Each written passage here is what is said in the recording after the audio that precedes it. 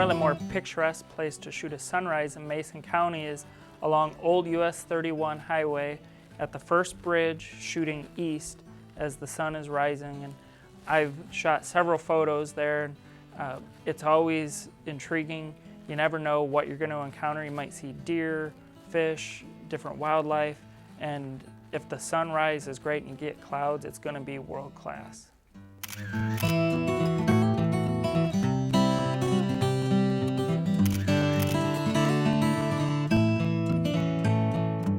We're out here at Little Point, Sable tonight, and one of my favorite spots in the world to photograph. Brad and I love to shoot the point-to-point region between Big and here Little Point, Sable, between Ludington State Park and Silver Lake. And Little Point, Sable, it stands up here 107 feet tall or so, makes a nice target. But what Brad and I like to really do is to make sure we're building layer cakes.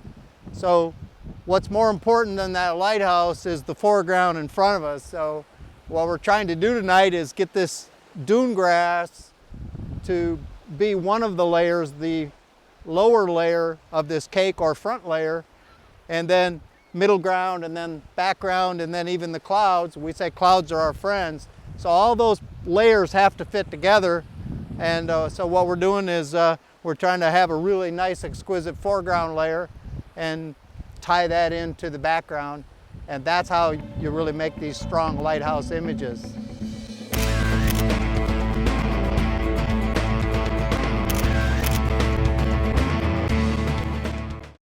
Well, tonight we're at Pentwater for another one of our hotspot shoots. We're at the South Channel, and we've come up, and I've set my camera up facing straight west. I've got both pier heads. I've got my camera pinned up against the break wall, and I have the first two legs shorter than the back leg, and that keeps my camera from wanting to fall, but it gives me that immediacy that I like in my photos. And I've got my camera set to 1/125th of a second at 100 ISO at f10. So with f10, I'm getting decent depth of field with a wide angle lens, and at 1/125th of a second, I'm gonna have some movement in the water. So some of the water will look sharp, some will look like it's moving. And when that sun drops below the clouds a little bit later, hopefully, I'm just gonna have a longer shutter speed. I'll probably stay at f10 the whole time. And now we're just waiting for the sun to drop below the clouds. We like to shoot here all year long. A lot of people don't know about this spot. Most people go to the north side of the channel, which is great, but we prefer the south side of the channel. The lighthouse on this side is one of the erector sets. It's a lot more graphic and cooler looking. And there's a little bump out that you can see right here in the channel, and gets a lot of ice in the winter. And in the summer, hopefully tonight, it'll reflect a lot of the light.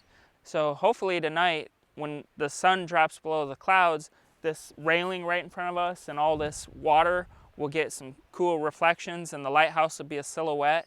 And then that lighthouse on that side will be just a small added ingredient to the photo. And we recommend this spot. It's not that hard to get to, and the drive is really pretty. We've brought you here, and we're gonna hopefully get a good sunset.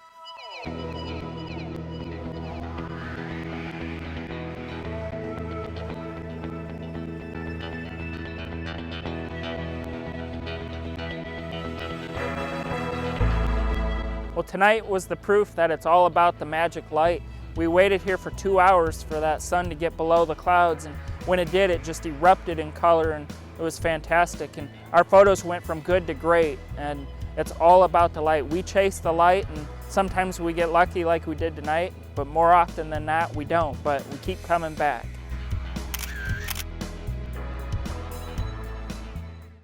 Here we are, high atop the Silver Lake sand dunes. Actually, this is the pedestrian area of the Silver Lake sand dunes. People usually think of dune buggies, either the world famous Mack Woods dune scooters or the private dune scooters that use the north end of the dunes. Mack Woods is at the south end, but in the middle is this fabulous pedestrian only area of dunes, and it is a very spiritual place. I especially love it here in the spring and the fall. Even in the winter, Brad loves to climb these dunes and shoot ice sculptures. You never know what you're going to get. What we were looking for tonight was some beautiful light and shadow in these textures of this sand that the wind blew yesterday. We knew we had this big wind. You know, if we get this magic light to come through at the bottom here, drop out of these clouds before it hits the horizon, it'll really accentuate the patterns that we got here. You know, my guess is that's not going to happen tonight, so that means we got to get off the couch tomorrow night or another night and get out here. It's a great place, it's a grand vista, but what we really try to do is also look for details and look for getting something very immediate to the camera, and so that it puts the viewer in the picture. Foreground, middle ground, background, and that foreground has got to be a very dominant part of the picture. So that's what we're looking to do. We're just sitting here waiting for the light. It's a great night, and we'll see what we see.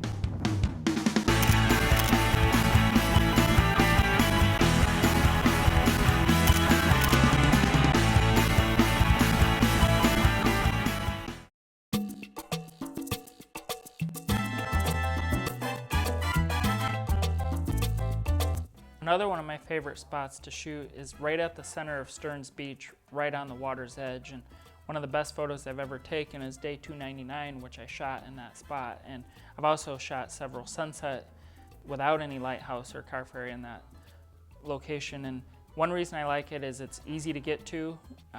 If the light gets good, there's almost always parking in the beach. And just the quality of the light in that spot is exceptional. And if you're shooting the lighthouse, you're far enough away that you can get a lot of good wave action between you and the lighthouse with a big lens. And if you want to turn and just shoot the sunset, you can get right in the water, and it's not too deep there, and you get some good breakers, and the sandbar tends to be close, so the waves grow as they get close to shore, and it's an excellent spot to shoot.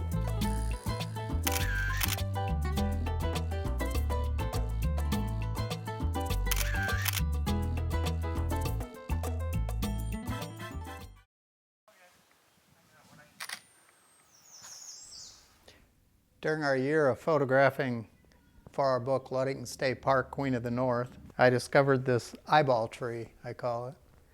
And it's on the Lost Lake Trail at Ludington State Park. And one of the most beautiful things about it, besides the obvious shape, is that it is beautiful in all seasons of the year. I photographed it first in the fall, and it was obviously exquisite then. And then during a blizzard in the winter, after Brad and I had been photographing all day long, I came back and hiked, no snowshoes, no cross-country skis, and I hiked through knee-deep snow for an hour and a half to get to this spot. I knew it was going to look great, and it did. And then the various other seasons of the year, we've been there as well many times, often with workshop students, and they all love to photograph it, and I love to share it. Brad and I have no secrets, and this is one of my most beautiful non-secrets.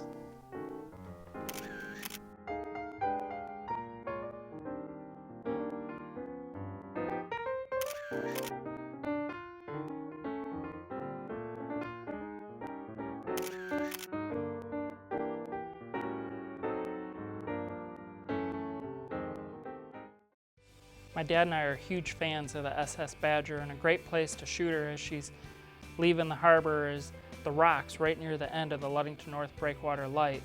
And I've shot several photos from there in different weather, fog, rain, sun, and here are two good examples.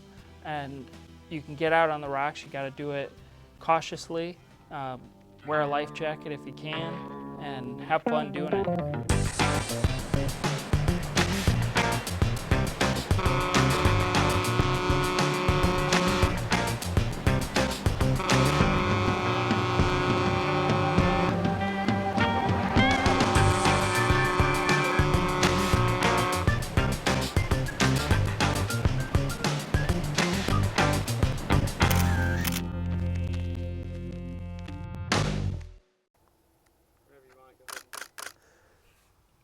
All right, we're out here at CONRAD Road between Ludington and Scottville, Michigan. And this is just one of my favorite places in the world to photograph. It has one of the best tunnels of trees anywhere in Michigan.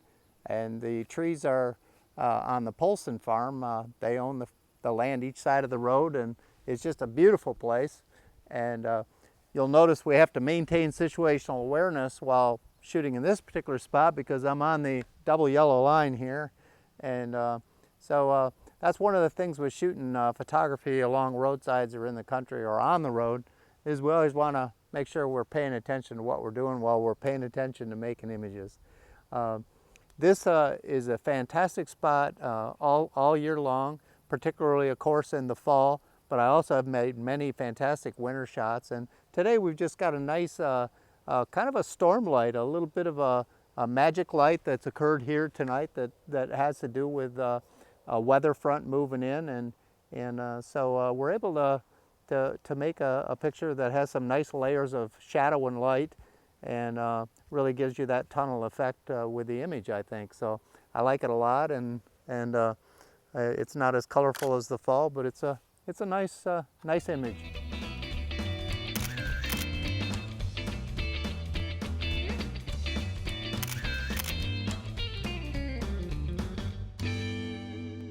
Another spot I enjoy shooting at is just north of Big Sable Point Lighthouse, and I like turning and shooting south. And I often shoot in these clumps of grass. I get down on my knees and get that immediacy, so I got a strong foreground, then the lighthouse as the background, and then if you're lucky you get some excellent clouds as the wave background, and that's what I did here. And I've shot this all different seasons. I shot it this winter, and it was one of the best shots I've taken in the winter in a very long time, so it's good year-round.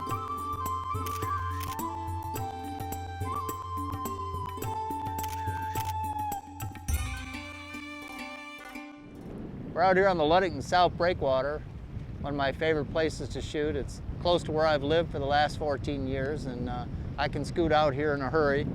If it gets really wavy and rough, I'll probably have my life jacket on, but tonight it's pretty nice. We've got a beautiful sunset shaping up here, and this is also a fantastic place to shoot the Badger coming in and out of Ludington. Great place to shoot Northern Lights. Probably my best Northern Lights pictures I've ever taken have been just another 100 feet up the pier here, and so it's a real exquisite place to shoot.